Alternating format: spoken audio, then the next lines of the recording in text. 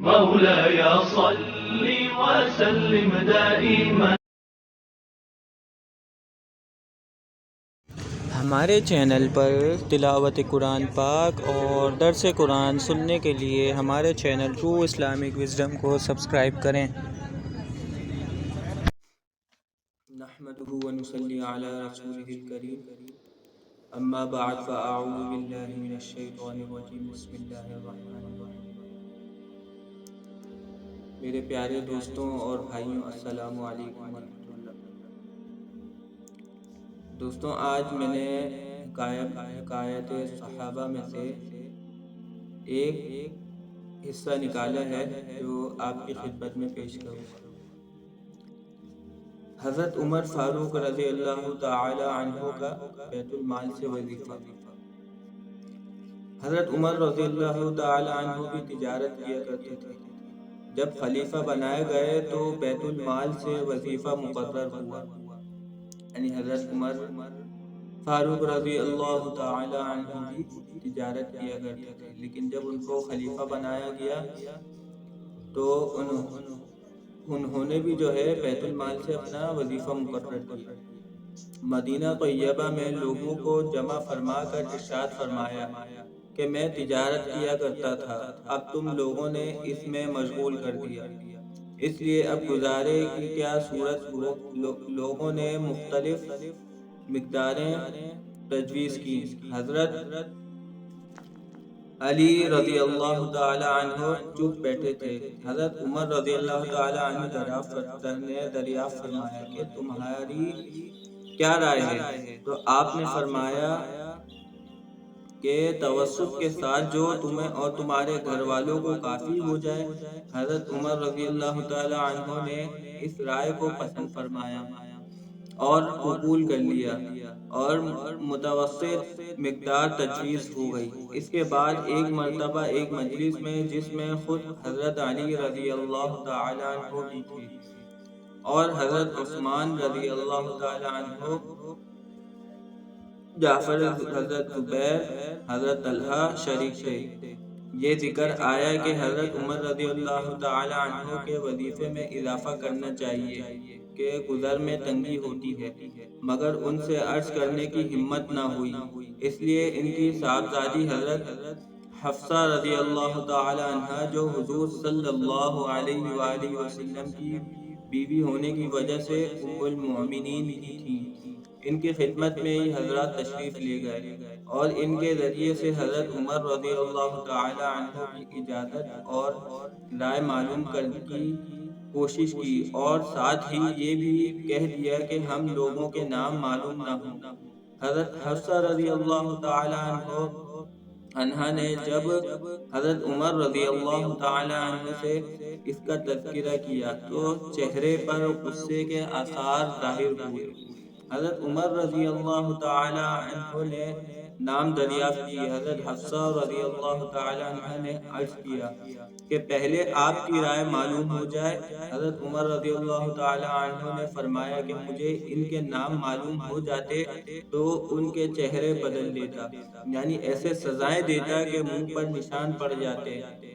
تو ہی بتا کہ حضور صلی اللہ علیہ وآلہ وسلم کا عمدہ سے عمدہ لباس تیرے گھر میں کیا تھا؟ انہوں نے عرض کیا کہ 2 کپڑے گیروے رنگ کے جن کے حضور صلی اللہ علیہ وآلہ وسلم جمعے کے دن یا کسی وقت کی وجہ سے پہنتے تھے. پھر فرمایا کہ کون سا کھانا تیرے یہاں عمدہ سے عمدہ کھایا؟ عرض کیا کہ ہمارا کھانا جو کی روٹی تھی، ہم نے گرم گرم روٹی پر گھی کے ڈبے کی تلٹ الٹ کر اس کو ایک مرتبہ کیا تو حضور صلی اللہ علیہ وآلہ وسلم خود بھی اس کو مزے لے کر نوش فرما رہے تھے اور دوسروں کو بھی کھلاتے تھے. فرمایا کہ کون سا بستر عمدہ ہوتا تھا جو تیرے یہاں بچھاتے تھے؟ عرض کیا کہ ایک موٹا سا کپڑا تھا، گرمی میں اس کو چوڑا کر کے بچھا لیتے تھے اور سردی میں آدھے کو بچھا لیتے اور آدھے کو اوڑھ لیتے. فرمایا حفصہ ان لوگوں تک یہ بات پہنچا دے کہ حضور صلی اللہ علیہ وآلہ وسلم نے اپنے طرز عمل سے ایک اندازہ مقرر فرما دیا اور امید آخرت پر کفایت فرمائی۔ میں بھی حضور صلی اللہ علیہ وآلہ وسلم کا اتباع کروں گا۔ میری مثال اور میرے دو ساتھی حضور اقدس صلی اللہ علیہ وآلہ وسلم اور حضرت ابو بکر صدیق رضی اللہ تعالی عنہ کی مثال ان تین شخصوں کی سی ہے جو کہ ایک راستے پر پلے۔ پہلا شخص ایک توشہ لے کر چلا اور مقصد کو پہنچ گیا، دوسرے نے بھی پہلے کا اتباع کیا اور اسی کے طریقے پر چلا، وہ بھی پہلے کے پاس پہنچ گیا، پھر تیسرے شخص نے چلنا شروع کیا۔ اگر وہ ان دونوں کے طریقے پر چلے گا تو ان کے ساتھ مل جائے گا، اور اگر ان کے طریقے کے خلاف چلے گا تو کبھی بھی ان کے ساتھ نہیں مل سکے گا۔ فائدہ: یہ اس شخص کا حال ہے جس سے دنیا کا بادشاہ ڈرتے تھے، کانپتے تھے کہ کس زاہدانہ زندگی کے ساتھ عمر گزاری۔ ایک مرتبہ آپ صلی اللہ علیہ وآلہ وسلم خطبہ پڑھ رہے تھے اور آپ کی لنگی میں 12 پیوند تھے، جن میں سے ایک چمڑے کا بھی تھا۔ ایک مرتبہ جمعے کی نماز کے لیے تشریف لانے میں دیر ہوئی تو تشریف لا کر معذرت فرمائی کہ مجھے اپنے کپڑے دھونے میں دیر ہوئی، ان کپڑوں کے علاوہ اور تھے نہیں۔ ایک مرتبہ حضرت عمر رضی اللہ تعالی عنہ کھانا نوش فرما رہے تھے، غلام نے آ کر عرض کیا کہ عتبہ بن ابی فرقد حاضر ہوئے۔ آپ نے اندر آنے کی اجازت فرمائی اور کھانے کی تواضع فرمائی۔ وہ شریک ہو گئے تو ایسا موٹا کھانا تھا کہ نگلا نہ گیا۔ انہوں نے عرض کیا کہ چھنے ہوئے آٹے کا کھانا بھی تو ہو سکتا تھا۔ آپ رضی اللہ تعالی عنہ نے فرمایا کہ کیا سب مسلمان میدا کھا سکتے ہیں؟ عرض کیا کہ سب تو نہیں کھا سکتے۔ فرمایا کہ افسوس، تم یہ چاہتے ہو کہ میں اپنی ساری لذت میں دنیا ہی میں ختم کر دوں۔ اس قسم کی سینکڑوں ہزاروں نہیں بلکہ لاکھوں واقعات ان حضرات کرام کے ہیں۔ ان کا اتباع نہ اب ہو سکتا ہے، نہ ہر شخص کو کرنا چاہیے۔ قوت ضعیف میں ہے، جس کی وجہ سے تحمل بھی ان کا اس زمانے میں دشوار ہے۔